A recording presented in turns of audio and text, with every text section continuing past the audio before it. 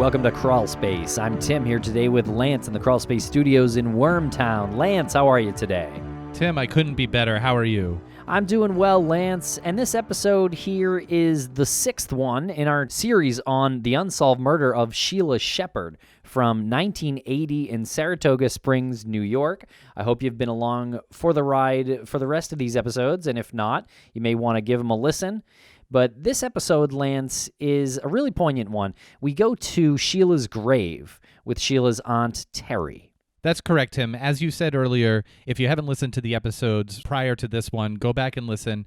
All of this footage and everything that you're hearing, for the most part, comes from our trip to Saratoga, where the investigators were so gracious to invite us there, and they introduced us to Terrie beforehand, and we scheduled a meeting with her, and you heard us at the restaurant speaking with her, with the investigators, and really, like you said, it's really poignant, and it's really bittersweet, and it's very heart-wrenching to see the pain that Terrie is still going through, and she wears the pain of her entire family, especially when we're at the graveyard. I know the video footage, I know it doesn't translate well to a podcast, but when you watch her, she's just so within herself. Like, she's so reflective when she's at the grave, and it's really telling. And there's a lot of things that she says here that are very telling. That's right. And the pace is really kind of slow. It really almost kind of has like a funeral or a wake pace. You know, I don't know if you've ever been in a graveyard, you kind of know how people talk a little slower. The pace, the time in between sentences is a little longer. So that's kind of the vibe here in the first part of this episode.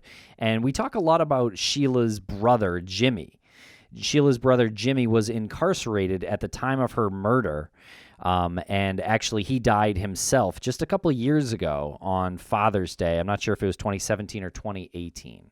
Yeah, he lived a really tragic life, not to mention, having the murder of his sister be on his conscience the whole time. He died in the motorcycle accident. He by all accounts, was a good human being, but trouble seemed to find him, and he was incarcerated during her murder. But the irony is that she would leave her window open in case he needed to access her apartment. Right. And that's how we're assuming the killer entered her apartment. Maybe he did or didn't, but that is how her uncle entered the apartment when he found the body. That's correct. And yeah, Terrie talks about how Jimmy was affected by Sheila's murder and really took it hard. And I think Sheila was murdered, obviously, but that murder took a lot out of the rest of the family too. I guess you have to put into perspective their surroundings as well. There hadn't been anything like that in Saratoga Springs in a long time. Sheila stood out. At that point, all of the news was on them. The family was under a microscope at that time. And with Jimmy's particular state of mind that we were told, that didn't help his propensity to get into trouble and to be a bit reckless. Also in this episode, Terrie speaks a little bit about family history, some more stuff about potentially moving Sheila's grave at one point, exhuming her to move her. So there's a little bit of that stuff. But Terrie also mentions that flowers had been stolen from Sheila's grave 2 or 3 times, she says. And it's actually investigator Callahan who says that that's pretty suspicious, and we all kind of agree and talk a little bit about it, but we kind of break it down in the next part of this episode where we're talking in the car. Which is really cool to hear because you're hearing us talk about it, Tim and I, but we're also including the little crew that we brought along, the camera crew and the audio guy, and everyone is giving really good feedback and very good opinions on what they think might have been the motivation behind a lot of things, including the plant stealing. The plant stealing, I think, is strange immediately off the bat because of the placement of the grave and the amount of times the plants were stolen. And no headstone. How would they know where her grave is? Exactly. And we even asked the question, were there other flowers in the area? Maybe a groundskeeper came and cleared off the flowers. And Terrie doesn't even like hesitate. She's like, no, there was there. And it in her head, someone has targeted or had targeted that grave to steal the flowers. And that is something that happened. So we just have to say, okay, was it some kid playing a prank, or is this like a message?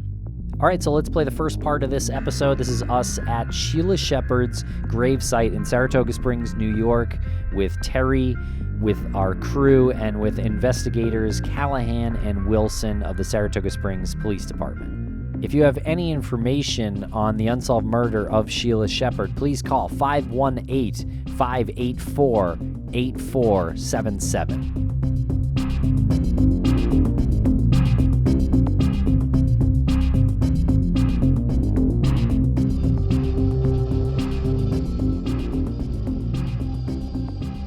I'm sure this losing sister didn't help. It didn't help at all. Not at all. Especially when he thought he could save her. If I hadn't been in jail, Yeah, guilt's a terrible thing. Yep. Then he was in again. He said to his mother, "Mom, I didn't steal anything. I was only driving the car." Fortunately.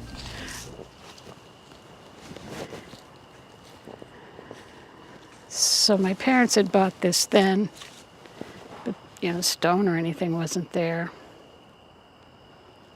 That's your parents? No, that's my Uncle Art. My parents are here. Oh. Sheila's here. My mom wanted to be here. And my dad was convinced he screwed himself out of a plot. We had to draw him pictures and everything. How often do you come here? I planted the flowers. In the beginning, you come a lot. Yeah. But you always make sure there's flowers. That precious, that poem about they're walking on the beach and you see Christ's footprints, and Yeah. that's where that came from. My precious, precious child. It was then that I carried you.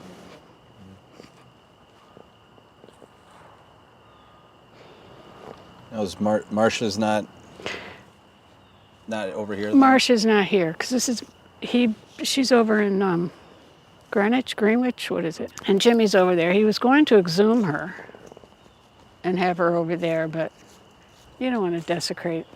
She suffered enough. So he was going to exhume Sheila? He was going to. Yeah. There's a lot of legalities to it. Yeah. And Marcia said, "What do you think of that?" And I said, "I think it's desecration. That's what I think." So I'm going to be next to her.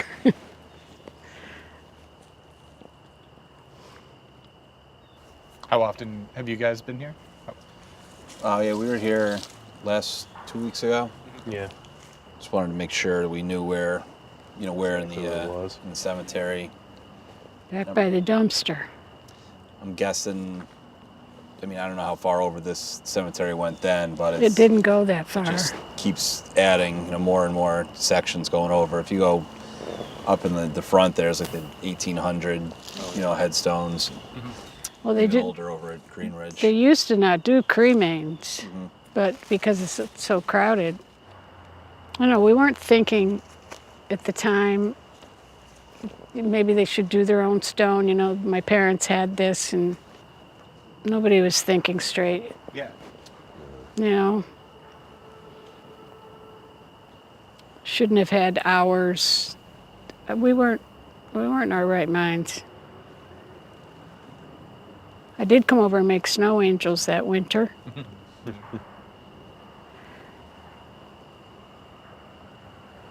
What was the winter like?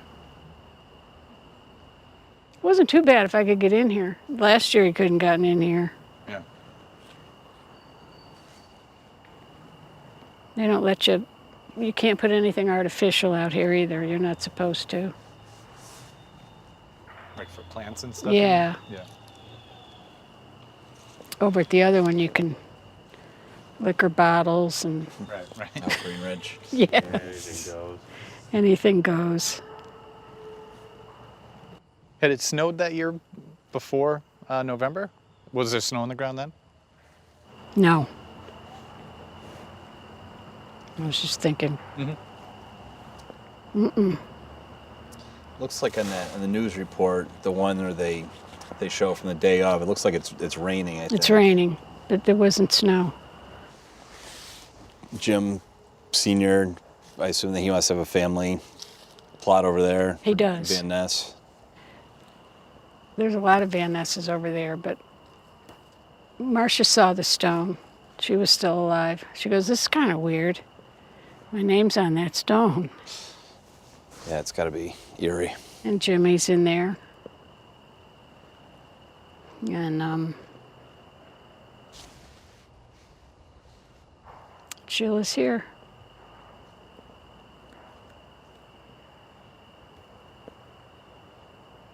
Somebody kept stealing the flowers when we first. Really? Yeah, Was that a common thing out here? People stealing flowers from graves? I don't think so. But they stole them 2 or 3 times. It's odd. Yeah, it's not nice. Yeah, I wonder if that's, obviously related to somebody that, Yeah. responsible for it. And why are you coming back multiple times? Why are you coming back to take Sheila's flowers? Was all this here? Yeah, they're old. Yeah. Jim cleaned this stone, though. Looks good. Yeah. Was this road here? Yes. So people could just drive in and drive down and just grab the flowers right there and drive off? Yep. Yeah, it's there's no gates or anything. It's just open to the public. And they passed by every other grave that would have flowers on it, and they took this. Yeah, they took those. The high school's across the street here, so it's not uncommon. Was for, it in 1980? In 1980 it was. Was yeah. it? Did that where you go? I went You there. went? Yep. So it wouldn't be uncommon for high school students to come over here, especially Yeah. skipping school. Was Sheila's murder like a particular like folklore or something at the time? Like I go would steal the probably- flowers off of the haunted grave or something? But how would they even know? I don't know. Yeah. Armstrong. Well, I would. Unless they were at the funeral. It'd be less strange. Right. That's a good point. It would be less strange if this grave was up there. Up there. Right. Or if the headstone said Shepherd, Yeah. not Armstrong. her mother's maiden name. You Unless know, they there were at was the a funeral. there was a theory that the killer could be here. Yeah. But how would you pick him out? Or her or him? Yeah. Were there a lot of people at the funeral here? Yeah. She had a lot of friends in town, too. Probably mostly looky-loos. Was it? Saratogans just being, like Supportive. I said, we weren't thinking right Yeah. at the time. But it was a huge story, I would imagine, at the time. It's still, pretty big story now. Now.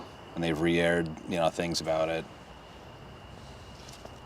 Was there press here at the funeral or anywhere? I don't think so.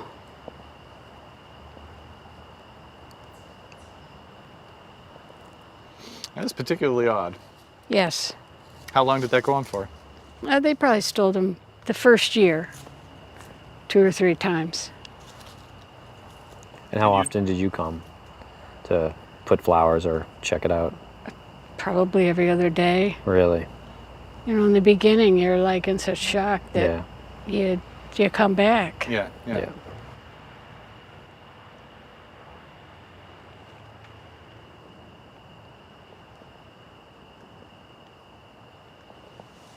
I still see them bringing her body out in her bag of clothes.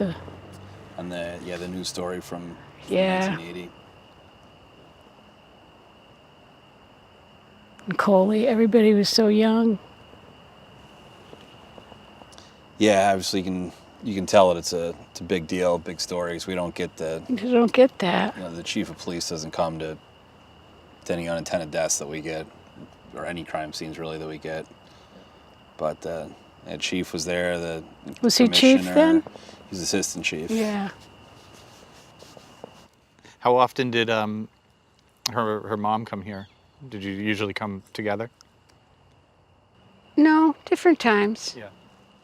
We came at midnight once, like I said. Threw some flowers out the window because we got scared. Why did you get scared? Because cemetery, it's midnight. Cemetery. Yeah. Yeah, this is, I mean, when you come here and do like checks on like midnight It's shifts, dark. it is completely pitch black back here and just dead. We're like, quiet. what are we doing? I said, do you get me into Yeah. more stuff? This is all farmland. Yeah, It's an eerie, Back there, eerily yeah. quiet and dark. Yeah. really Even for a quiet. cemetery. Yeah. Jimmy came here a lot. Her brother came here a lot. Yeah. Not too long ago, I was working and my sister called me and said, would you go get Jimmy? She's in Florida. I said, well, where is he? He was at the cemetery. Well, that was just 4 or 5 years ago. When was his accident? Last 2 years Father's ago. Day. Just a year. Oh, so recent. Or a year and a half. Yeah. How old was he? 55.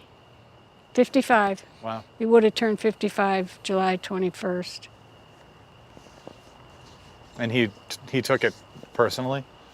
Oh, yeah. He could have saved her. Yeah. You know, the window was open for him.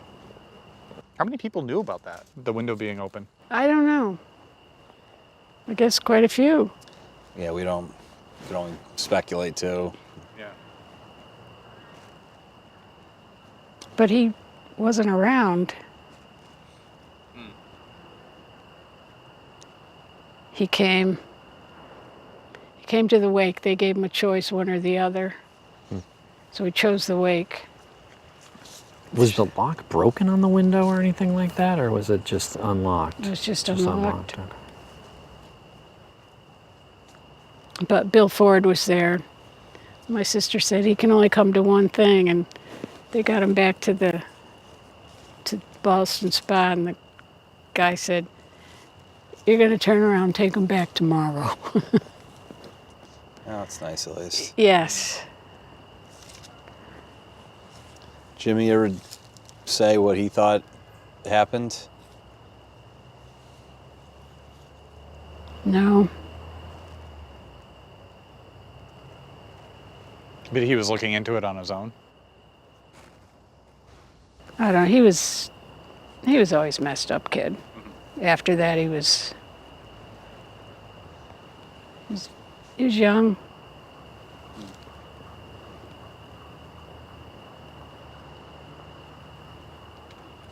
I always kind of waited for that call.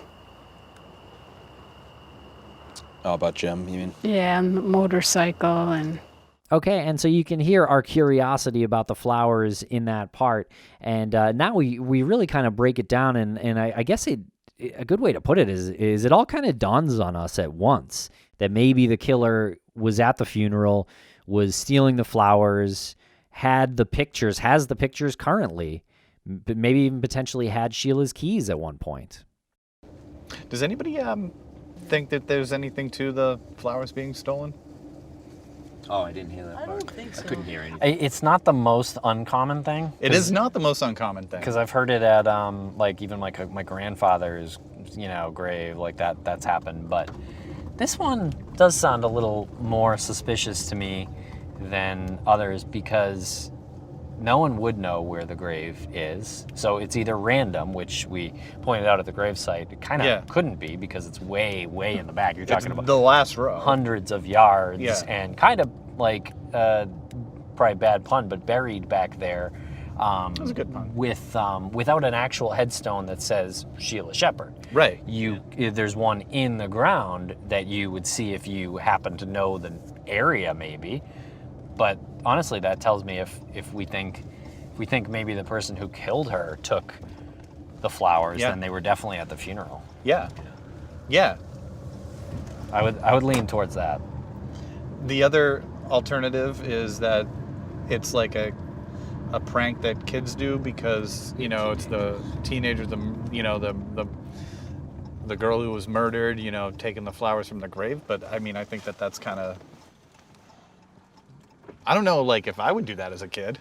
No. I mean, to seek But some out that kids would. grave. Some kids do that stuff, but The same kids But who repeatedly? Same kids Yeah. who dare each other to, go into the creepy abandoned building and stuff like that as a sort of a dare. But I don't know. But Again, the same grave. it seems more suspicious to me than just a random thing. Yeah. I'll send her an email about the question that you... What was the question? whether or not her daughter whether or not Terrie had asked or looked for those pictures that are missing, asked her daughter if she had them. The missing pictures from the trunk.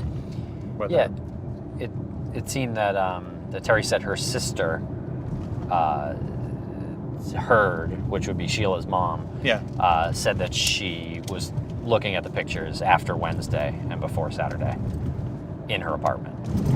That was Sheila was looking at the pictures. Yeah, so Sheila did bring the trunk in and had Yeah. the pictures in her apartment. Yeah. After they were dropped off in the common hallway. Yeah. And Damon's question to Terrie, which we didn't get a chance to ask, was if Terrie had asked Sheila's daughter if she had the pictures. Oh. If someone had given her the pictures. And she wouldn't know if those were those pictures, but they're missing, but they might be mixed up with other pictures, right? Because she's in them, right? Yeah. According to what she said. And they're in an envelope. It's weird. It's personal. Yeah, it is personal. It does sound like, when you factor all this together, it does sound like, to me, that the killer went back into the apartment. Yeah. That the killer took the photos, and that the killer was stalking her grave afterwards. Yeah. And stealing photos. It really does sound like that to me. And it sounds like someone who knew her, yeah. because if they go back to the apartment and if they go back to the grave a couple of times, if anyone sees them at the grave or in her apartment, they could say, I was just visiting her grave. You know what I mean? Like if it's someone that knew her and, it's not somebody, not some like... Did her ex-husband have any family members? That's what I'm brothers, trying sisters, to... I don't know. that could have done this for him, or was angry at her for leaving him, or... Like an army buddy or something? No, but a family member, that was not happy with her. That's breaking kind off of... the Yeah. marriage, or they weren't happy, but, if you had a brother or a friend... That's kind of what I was that getting knew at. what they were looking for. Right? Yeah. They wanted the picture, and maybe he was even knew about the window being opened and was in the apartment when she arrived home. So the friends from the school knew, the two women from the school knew that the window had been left open occasionally. The brother was incarcerated at the time. Obviously wasn't him. She didn't leave the window open for him in that moment, at that night at least. But if two people from school knew that, how many other people from school knew that? This is if the person was in there when she came home. No, I'm saying that, anyone who knew that her window was unlocked could have gone in there after she was home. Could have gone up the fire escape and not come home with her. It sounds like she was walking home alone. She was either followed or someone knew she was in there, and walked up the fire escape, possibly. But the neighbors also heard a thump, which could have been someone coming in from the windowsill, Yeah. It seems like there's a Like ledge. Like the ashtray hitting the ground. Could be. And also the cigarettes, so you have to find out if those aren't cigarettes that she smoked.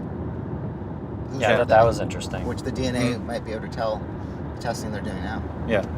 Because that'll be a big thing.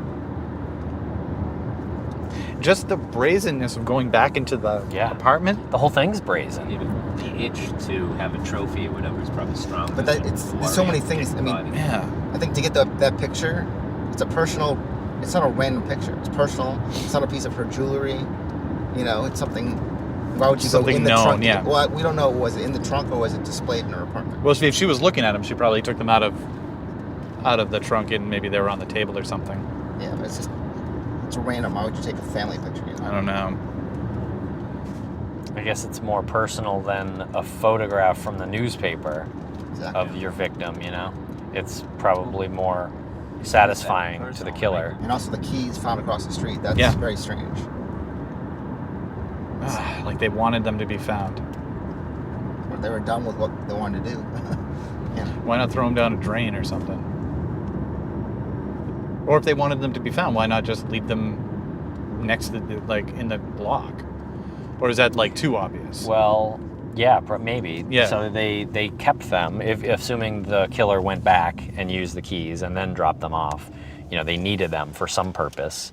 Yeah. And then didn't want to be completely conspicuous, but didn't want to keep them either because they traded it in for a different trophy. Yeah.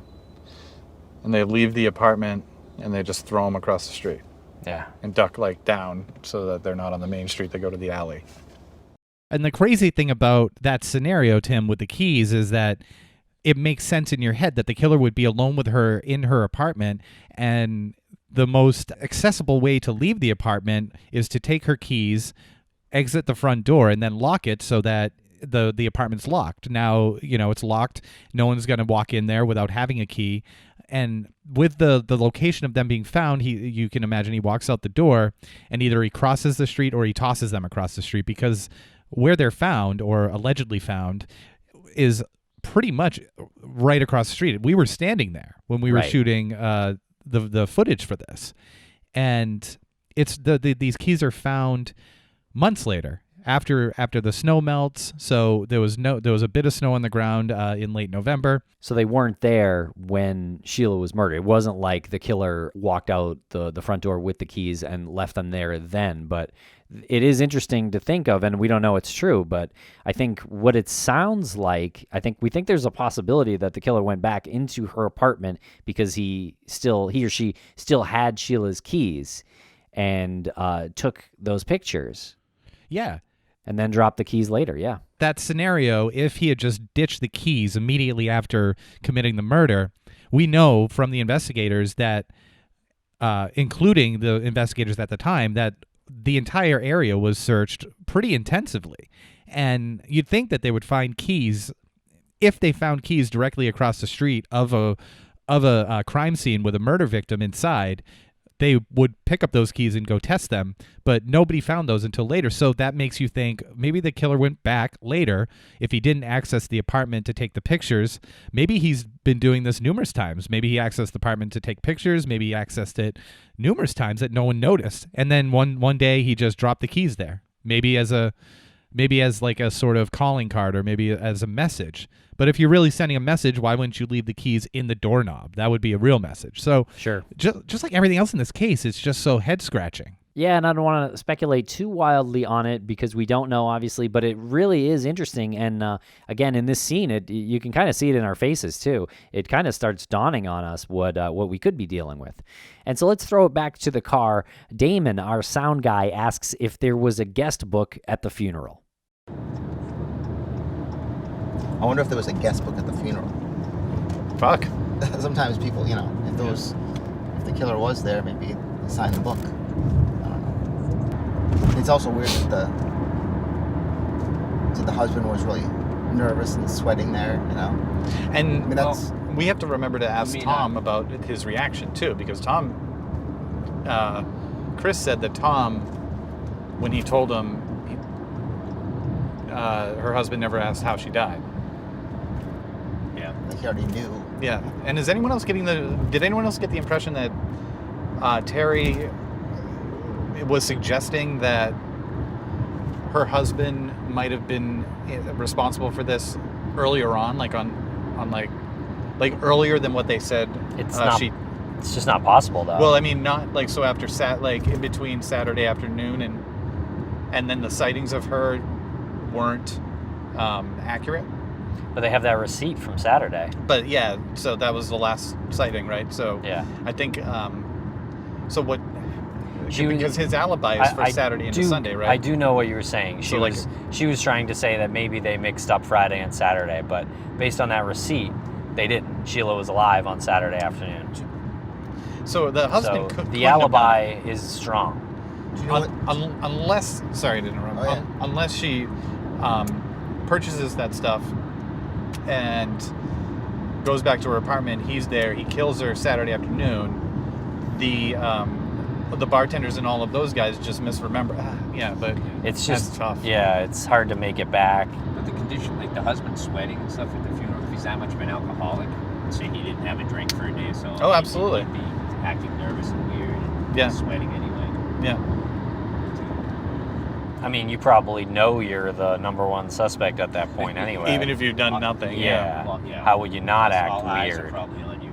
Yeah. You're gonna act weird no matter what. And he probably was like, I'm going to go get flowers. And it's like, I gotta get the out of here. Went to get a drink and was like, I can't get back. Everyone thinks I'm guilty. Yeah, you're probably right. He probably just went to the bar and didn't come back. Yeah. The longer he stayed at the bar, the more he was like, I'm definitely not going back. Definitely not going back. Yeah. And like, that's not too unusual for him to say, I didn't expect it to be like this, or whatever he said. Yeah. I mean, that's a pretty honest statement.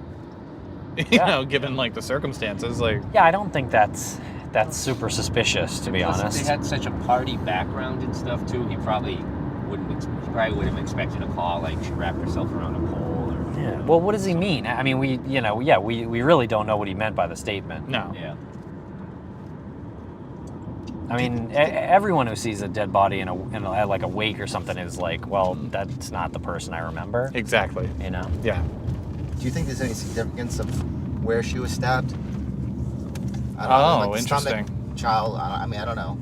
Like, yeah, some sort of significance like that. I mean, she said they were having issues, but do we know exactly what those issues were? I think once you're talking about that, like the intent behind it Yeah. would suggest that there's a lot of rage there, and But this there is wasn't. such clean. Yeah. So, Lance, I don't think I really got what you meant in that clip until I listened back. But I think what you're saying is perhaps Sheila went to the store, which would prove that receipt accurate as being the last time anyone saw Sheila, and that's documented evidence. But then someone could have been waiting in her apartment, potentially using that window. Who knows?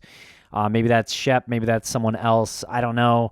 I do think it's probably more likely it's Saturday night because I think the detail about the radio was heard Saturday night, but I do think you could be onto something with that. Yeah, I mean, I don't want to say anything that comes out of my mouth is 100% accurate. It's like fragments of thoughts that just sort of, I try to put together into cohesive sentences. So it's just possibilities. It's just scenarios, and I guess like putting stuff out there just so it can be out there. It can go into somebody else's brain, and it might rattle something loose in someone else's brain. Yeah, and I don't think it's impossible to think that some of those eyewitness sightings were incorrect about Sheila on Saturday night, though I do think that Saturday Night Live was mentioned at one point where a witness claims they saw Sheila walk by the bar as Saturday Night was playing. So if that one is true, then it means Sheila was killed on that Saturday night. And again, we're talking so long ago, people are in a bar and they're drinking, and someone starts asking you, weeks later or something, if you saw this murder victim, and your two thoughts in your head are, yeah, I saw her at the bar. And then they say, what night was it? And you say, it was Saturday night. I know that because I was watching Saturday Night Live at the bar. That might be conflated, even by the person doing the interview. I think there was another sighting too, though. Now I'm also not sure if it's true, but I think there was a different show that was on around that time, and that person claimed to had seen Sheila walk by as well. So I would lean towards Sheila having been killed on that Saturday night for sure. Oh yeah, I agree. I lean towards that as well, and it probably is the case because Saturday Night Live starts at I think like 11 or 11:30. 11:30, yeah. Yeah, 11:30. So it is reasonable to believe that she was at the bar. Saturday Night Live started, and maybe people saw her exiting the bar at like midnight or something. I do think it's interesting, Lance, where when you consider Sheila's ex-husband as the killer, and you say it here, that there isn't any anger that's basically displayed in the crime scene. So I think you can easily see why some people imagine that it isn't Sheila's ex-husband. I know, and I don't know if I said that the right way. I mean, when you look at the crime scene, there's obviously intent to restrain at the very least. And deceive. Yeah, and well, after the fact, and the intent to deceive, maybe the intent to deceive, with the knife wound in the abdomen. That's what you're talking about, right? To deceive. Yeah, and even the ligatures. We're not sure if that happened post-mortem. And we do know that when somebody murders somebody who they know and who they love or respect or hold in high regard, they tend to cover their face, or they cover their eyes at least. And she was covered fully. and she was uncovered after the uncle crawled over her when he came in the window. So he had to pull the sheet back, and her eyes were still open because Terrie had commented that this is what her husband said, that he couldn't get her eyes out of his head, or out of his thoughts. And we know, like, you're covering somebody up. This is again why it's so perplexing. Somebody wanted this body to be found with the knife in the stomach to make it look like or confuse the cause of death, but then they cover up the whole body. Yeah, it's definitely perplexing. We need someone like John Douglas to give us a profile of the killer, don't we, Lance? Oh, well, is that a teaser? It sure is. Well, we will be back with more from this series soon. Thank you very much for listening.